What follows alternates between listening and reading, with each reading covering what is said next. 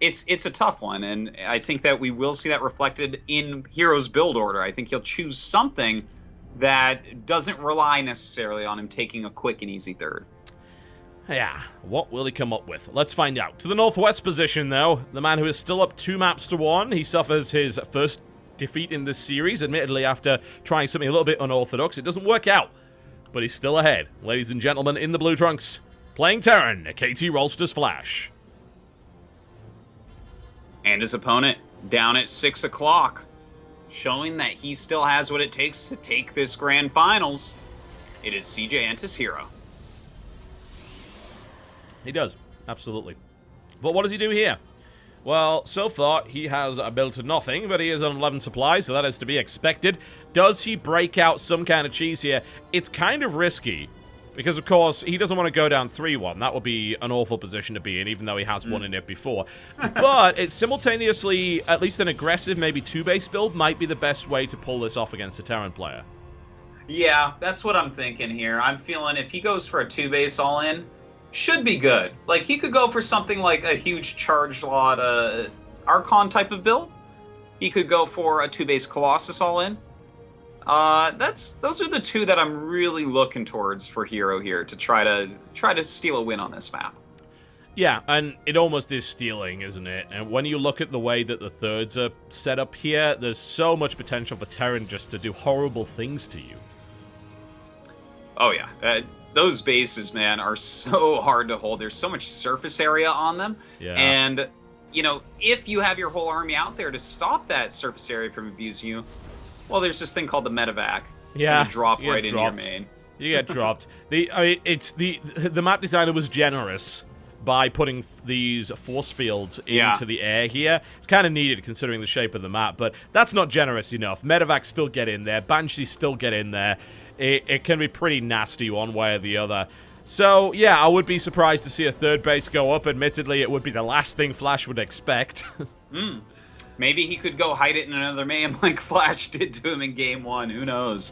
But, you know, Terran being the mobile aggressor in the matchup, again, it's going to be really, really tough on him. So, Flash probably going to want to open up very normally. I think we'll see probably his quick eBay, you know, get his +1 going, get a good amount of units out, a third command center, and just be very careful on the lookout for all-ins. Yeah, I think so, and that's why you went with this very standard Reaper opening 12-12 into the reactor, into the expand. You know, it's safe, it gives you information. His trusty eBay is on its way. That will be finished fairly soon. And the Reaper, not too much intel, but there's really not that much intel to gather right now. Flash is aware of that. And if he can get in and spot what's going on, that's going to be fantastic. Otherwise, he's going to have to play very carefully because, you know, there could be like a blink all-in. But no, going to be a Robo. Robo. All right, fair enough. We'll see what comes out of that. It could be that 2-base Colossus you were talking about there, but it's also pretty safe. It means an early observer. Could be Warp Prism, but, you know, you're going to have to back that up with some gates, and usually you'd maybe throw some DTs in there to make something work. So it just seems like it's fairly standard for the moment here from herO. And like you said, Flash didn't get a lot of information, but there wasn't much to get. It would have been nice maybe if you'd seen that pylon location just so he can always be aware that it's there, just for the potential of a scan later, because it's going to be used for something. It's nice to know where to land your scan because you know where that pylon is, but yeah, it was denied anyway, so and that happens often, so it's not like Flash can be blamed for that. Oh, certainly, and he knows how to act in situations like this where he doesn't have that full intel. We do have a Forge coming up for herO. Just one Forge, we have to know, because we've seen a lot of double Forge play throughout this tournament. Now, that one Forge could just be for... Oh, wait, he canceled it! He canceled the Forge! That's huge! Oh my god, canceling that Forge, like, could anything smell of an all-in more than canceling a Forge? A Forge, yeah, you just don't do that unless you intend to attack. There's an Immortal on the way here. Will we see Colossus, or will he actually attempt something with Gateway and Immortal? Maybe. Immortal pushes are good. There it is, never mind. Terran. There's the Robo Bay. Okay, that makes a little bit more sense. Yeah, I was going to say, it's a bit weird against Terran. You know, do it against Zerg, absolutely, but Terran... You're going to proxy the Robo generally if you do an Immortal all-in. Yeah, got to get them there real fast before they have their stim done. But In this case, yeah, he is going up into that Colossus tech, and Twilight looks too. like he's going to get Blink with it. Yep. Very, very Zest-esque. If he then builds 2 Forges after this, then I don't know. I'm just gonna leave. I think for a while. It's just, I'm just like, no. What are you even thinking? But no, he's actually going up to 2 Immortals, which is a quite surprising number. But of course, it's nice to knock down those Marauders pretty quickly. That really is going to give his army a lot more staying power with or without the Colossus. But that plus no Forges, like this is going to be a hard hitting attack. Will Flash actually be able to hold on against it? Well, so far Flash doesn't really have the army to do so. He is building up a significant Marine count, but that factory is pretty damn late, isn't it? The starport's only just really begun, so he doesn't even have medevac production here. He's going for his good old +1 with Stim, but is he going to get anything done with it? It's a fairly wide ramp.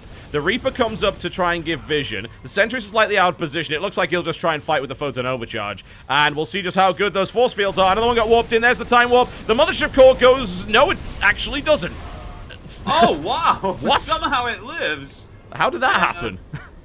Flash gets out as well. That could have gone so much worse for either side there. Yeah. It's actually kind of surprising. A lot of standoff. energy used up for Protoss. But of course, some damage taken from Flash. The fact that Flash saw 2 Immortals is gonna kind of give him a siren in his head. He's already starting the bunkers. Yeah, he knows something's on the way, but Colossus and Immortal tend to crack bunkers pretty quickly. There's the 5-gate follow-up to that. I tell you, that's what that pylon's being used for, over to the side there.